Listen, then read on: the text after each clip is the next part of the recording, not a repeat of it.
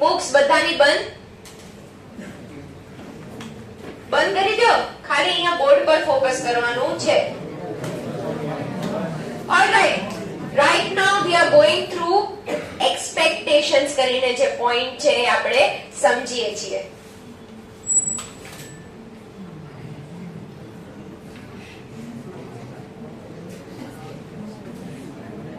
આ છે કોણ?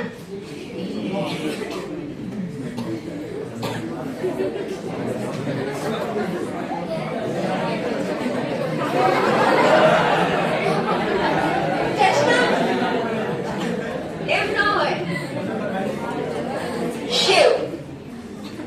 અને શિવની સાથે કોણ?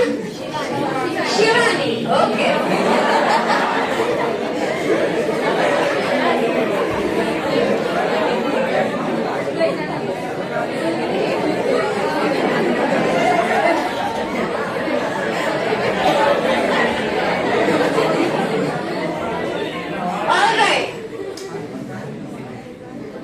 અત્યારે ડેટ ચાલે છે વેલેન્ટાઇન્સ વીક ની આજુબાજુ, લેટ્સ સે 3rd ફેબ્રુઆરી. બધાનું ધ્યાન અહીંયા. સો Shivani one day tells Shiv કે તું સીએ શું લીધું તે તું તો સાવ ભૂલી ગયો મને. બીજાના પાર્ટનર કેટલી ગિફ્ટ્સ આપતા હોય, કેટલું સાચવતા હોય એમને, એન્ડ લુક એટ યુ. એક ફૂલ નહીં તો ફૂલની પાંખડી તો આપ. ઓહો, કેટલું.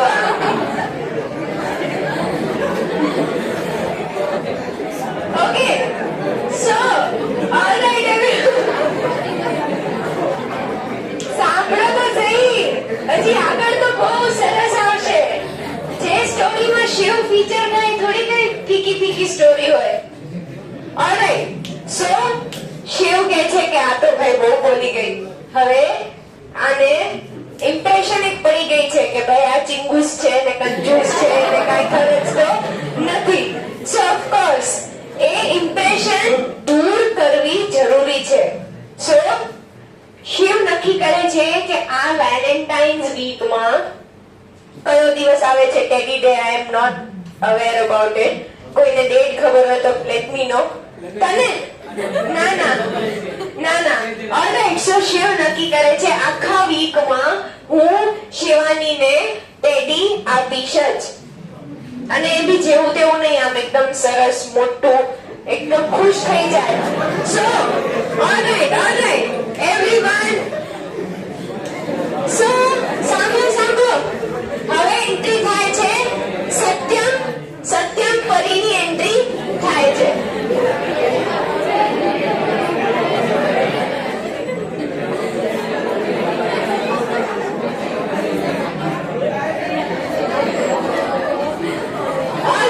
બધાનું ધ્યાન અહીંયા.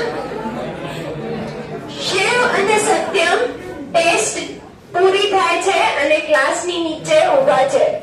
તો શિવ થોડોક મૂંઝાયેલો છે તો સત્યમ એને પૂછે છે કે કેમ આમ સાઈડ લાગે છો. તો શિવ ઓનેસ્ટલી વાત કરે છે. શિવ થોડોક નિખાલસ મનનો છે એટલે એ બધું કહી દે છે કે આવું થયું.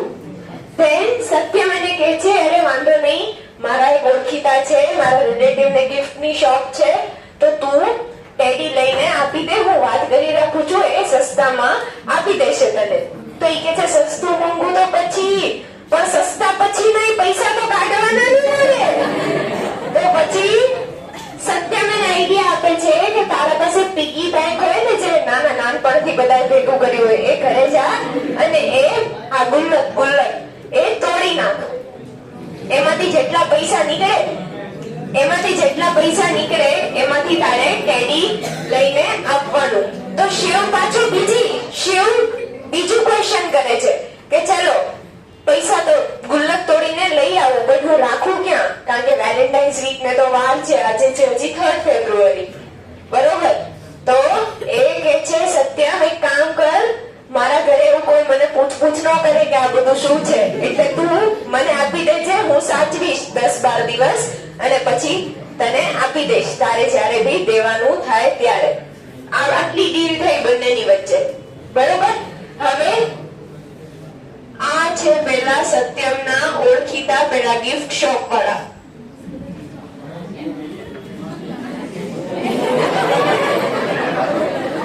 ઓલરાઈટ, આ છે મિસ્ટર શોપકીપર. ગિફ્ટ આર્ટિકલ ચલાવે છે, ગિફ્ટ આર્ટિકલ્સ ની શોપ ચલાવે છે.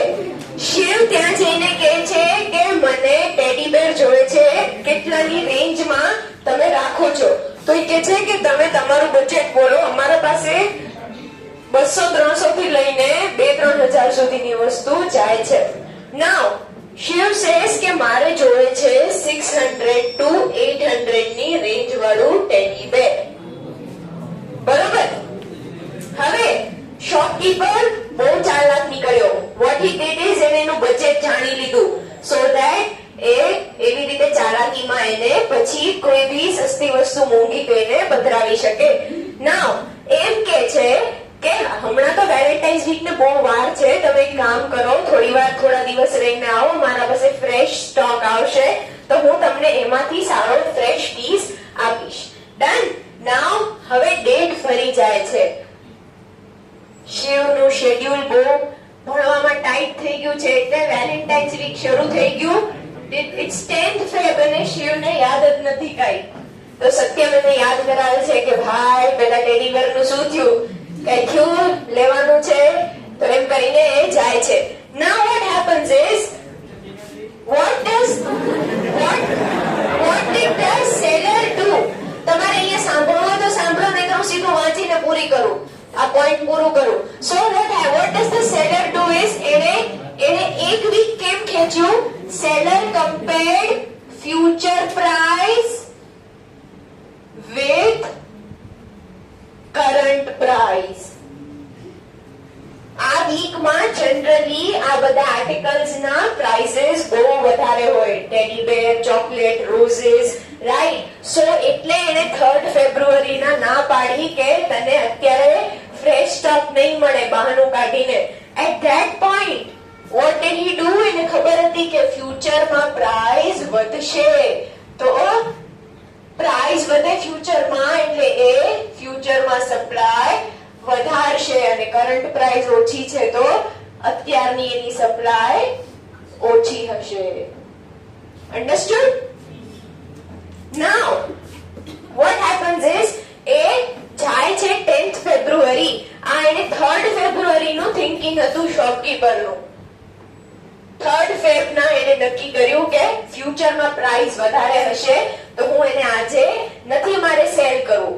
નાઉ 10th ફેબે શિવ જાય છે લેવા, તો શોપકીપર એને પૂછે છે કે બીજી શિવાની જે ઊભી છે કઈ જીવનમાં, તો અત્યારે સ્ટોક ખાલી થાય એ પહેલા 2 ટેડી બેર લઈ લો તમે. સો what happens is, એ શું કરે છે કે આ ફ્યુચરમાં જશે, ફ્યુચરમાં પાછું વસ્તુ લેવા આવે. કરંટ પ્રાઇસ ઓલરેડી વધારે છે, current price is more 10th ફેબમાં. તો કરંટ પ્રાઇસ અગર વધારે હોય તો આજે સપ્લાય વધારવાની ટ્રાય કરશે શોપકીપર, અને ફ્યુચરમાં ના પ્રાઇસ ઘટશે, because of course a week પછી એ બધા આર્ટિકલ્સ ની કાઈ એટલી કિંમત રહેતી નથી, એટલે ફ્યુચરમાં પ્રાઇસ ઘટવાની છે તો એ સપ્લાય પણ ઘટાડશે. અન્ડરસ્ટુડ? આ છે તમારો એક્સપેક્ટેશન્સ વાળો પોઈન્ટ. લખું છે આ બધું? એક્સપેક્ટેશન આટલું લખી દો. Future price is compared with current price.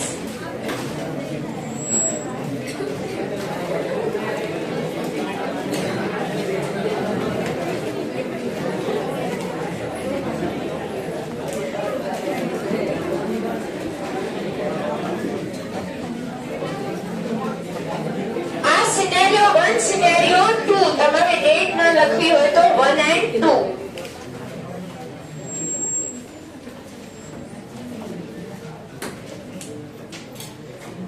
Point number જે કઈ આપણે કાલે કેટલાનો પોઈન્ટ હતો? 7th point, expectations. This is the title અને હોય છે કન્ટેન્ટ.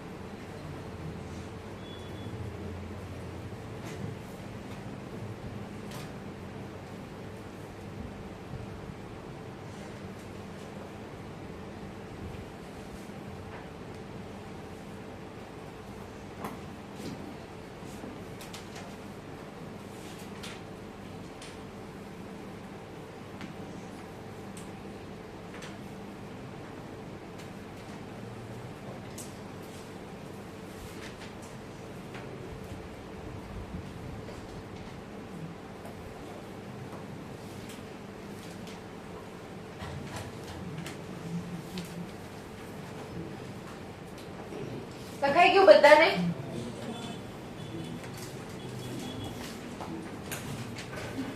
આમાં કેટલું આવે છે? આવે છે?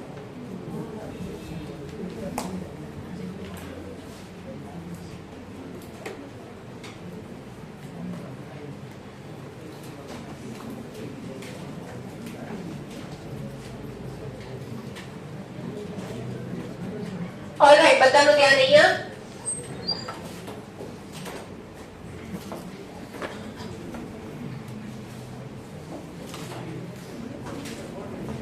બુક બંધ હમણાં.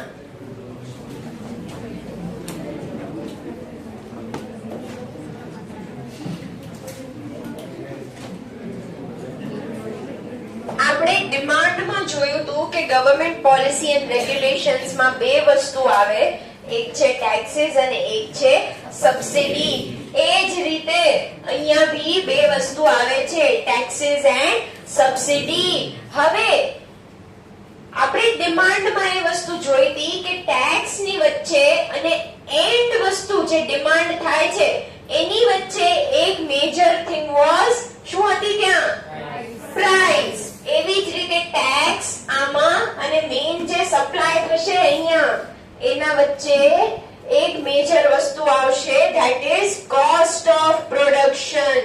કોસ્ટ ઓફ પ્રોડક્શન આપણે જે કાલે જોયું, રાઈટ? કેપિટલ, એન્ટરપ્રેન્યોરિયલ સ્કિલ્સ, લેન્ડ અને લેબર, આ ચાર વસ્તુના જે કઈ કોસ્ટ હોય એને કોસ્ટ ઓફ પ્રોડક્શન કહેવાય છે. નાઉ ટેક્સીસ વધે, એવરીવન, ટેક્સીસ વધે છે તો શું થશે? કોસ્ટ વધશે. કોસ્ટ વધે છે તો યાદ કરો શું થાય છે? સપ્લાયમાં સપ્લાય ઘટે છે. હવે આ કોસ્ટ અગર ટેક્સ વધે છે, ટેક્સ અગર વધે છે તો tell me something, as a producer, as a businessman તમે શું ટ્રાય કરશો કે તમે એની કિંમત સામે વધારો સો ધેટ તમારો પ્રોફિટ એટલો રિટેન્ડ રહે, રાઈટ? નાઉ સબસિડી છે તો ગવર્નમેન્ટ સબસિડી સપ્લાયર્સ ને કયા સેન્સમાં આપે? સપ્લાયર્સ ને ગવર્નમેન્ટ ઘણીવાર એવા સેન્સમાં સબસિડી આપે કે લેટ્સ સે કે તમે કોઈ બેકવર્ડ એરિયામાં ફેક્ટરી તમારી એસ્ટાબ્લિશ કરો તો એના સામે તમને એની લેન્ડ ફ્રીમાં આપી દેશે, બરોબર? પછી કોઈ ટેક્સમાં બેનિફિટ આપશે, ઇન્ડસ્ટ્રી વાઇઝ બેનિફિટ આપશે. એવી રીતે ગવર્નમેન્ટ સપ્લાયર ને બેનિફિટ્સ આપતી રહેતી હોય. નાઉ સબસિડી થી શું થાય? At the end of the day cost ઘટે, અને જ્યાં કોસ્ટ ઓફ પ્રોડક્શન ઘટે ત્યાં એ વસ્તુની સપ્લાય વધે. સો આપણે ડિમાન્ડમાં જોયું હતું કે ટેક્સ અને ડિમાન્ડની વચ્ચે એક ફેક્ટર હતું પ્રાઇસ. એ રીતે tax and supply or subsidy and supply ની વચ્ચે એક ઇમ્પોર્ટન્ટ ફેક્ટર છે cost of production. Now taxes માં તમે આગળ ભણશો, there are two types of taxes. What are the two types of taxes? એક direct tax અને એક indirect tax. Direct tax તમે ડાયરેક્ટલી કસ્ટમર પાસેથી લ્યો છો એટલે એને ડાયરેક્ટ ટેક્સ કહે છે. ઇન્કમ ટેક્સ છે, તમારા પેરેન્ટ્સ ભરતા હશે તો તમને ખબર હશે કે તમારા પેરેન્ટ્સ ડાયરેક્ટલી ભરે છે. whereas what are indirect taxes? Directly તમે કસ્ટમર પાસેથી નથી લેતા, બટ એ બેર તો કસ્ટમર જ કરે છે. કેમ? કારણ કે કોઈ બી વસ્તુના કિંમતમાં જે કઈ વધારો અથવા ઘટાડો થાય તો એ at the end consumer consumer ને જ બેનિફિટ કરે છે. Now what are indirect taxes? GST છે, ઇનડાયરેક્ટ ટેક્સ છે, બરોબર. પેટ્રોલ પર એક્સાઇઝ લાગે, અગેન ઇનડાયરેક્ટ ટેક્સ. બેર તો એ કન્ઝ્યુમર જ કરે છે. અન્ડરસ્ટુડ? નાઉ અગર કન્ઝ્યુમર એ બેર નહીં કરે તો કોણ બેર કરશે? કે થોડો કે બિઝનેસમેન બેર કરશે. At the end of the day તમને ખબર નથી ખાલી તમે બેર કરો છો, બટ એકચ્યુઅલમાં bear as a consumer, as a customer તમારે જ અને મારે જ બેર કરવાનું આવે છે. નાઉ અગર ઇનડાયરેક્ટ ટેક્સીસ વધે તો પે ભલે બિઝનેસમેન કરે છે, બરોબર. ઇનડાયરેક્ટ ટેક્સીસ કોણ પે કરશે? The one who supplies, businessman, supplier, producer, બરોબર. એની ફેક્ટરીથી જેવું બાર વસ્તુ જાય એટલે એના ઓલા ખાતામાં ટેક્સ પેમેન્ટ આવી જશે. બટ એ વસૂલ છે તમારા પાસેથી જ in the form of high prices. Understood? આ લખી નાખો.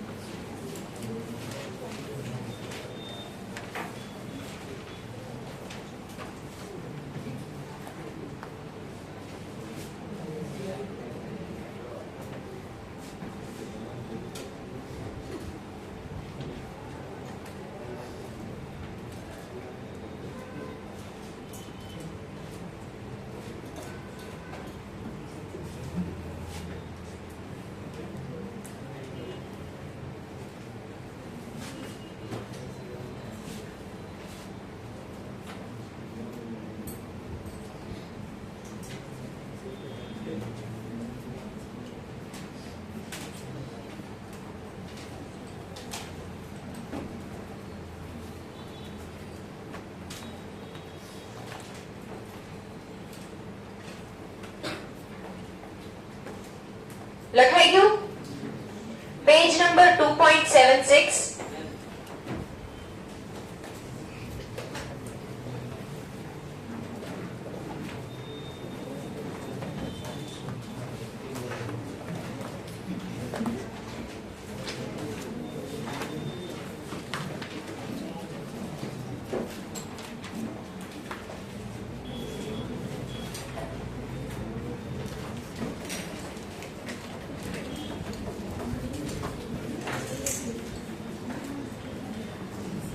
Page number 2.76.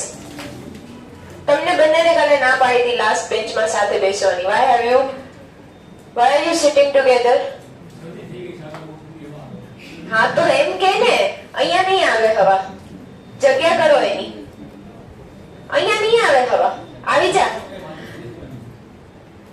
આર્ગ્યુ ના કર ને મેં જોયું હમણાં વાતો કરતા. છેલ્લી વાત જોઉં છું આજે. Page number 2.76. એક્સપેક્ટેશન્સ પહેલા એ વાંચીએ. Choices of firms in respect of selling the product now or later depends upon the expectations of future prices. Expectations means આશા. તમારે શું આશા છે? What's your expectation? ધારણા, અનુમાન કે ફ્યુચરમાં પ્રાઇસીસ શું હશે? અંડરલાઈન કરજો. Sellers compare current prices with future prices. An increase in the anticipated future price. Anticipated એટલે again expected, anumanit. An increase in the anticipated future price of a good or service reduces its supply today.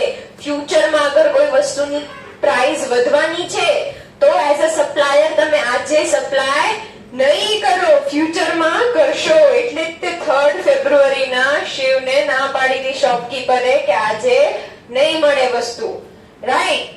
And if sellers expect a fall in prices in future, more will be supplied now. એટલે કે 10th Feb ના શું કામ એમ કીધું કે હજી જોવે છે, બીજી શિવાની છે તો લઈ જાઓ. તો એટલે કીધું કે એને ખબર છે કે ફ્યુચરમાં પ્રાઇસ આની ફરીથી ઘટવાની છે. Understood? Now let us move to government policy. government rules and regulations affect how much firms want to sell or are allowed to sell. Allowed to sell કેમ કીધું છે કારણ કે ગવર્મેન્ટ ઘણીવાર ટોટલ રિસ્ટ્રિક્શન્સ મૂકતી હોય છે એટલે કે બેન કરતી હોય છે કોઈ પ્રોડક્ટને. So when government bans a product, a supplier is not allowed to sell that. Understood? The production of a good may be subject to imposition of commodity taxes such as excise duty, sales tax and import duties. આ બધા કઈ ટાઈપના taxes થયા? Indirect taxes ત્યાં લખી નાખજો.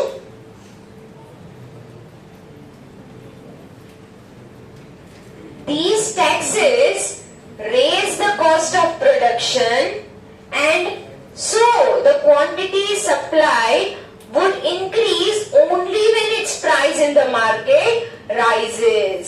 સમજાણું? તમે અગર જો કિંમત વધારી શકો છો એ પ્રોડક્ટની ટેક્સ लाग्या પછી તો જ તમે સપ્લાય વધારશો. અન્ડરસ્ટુડ?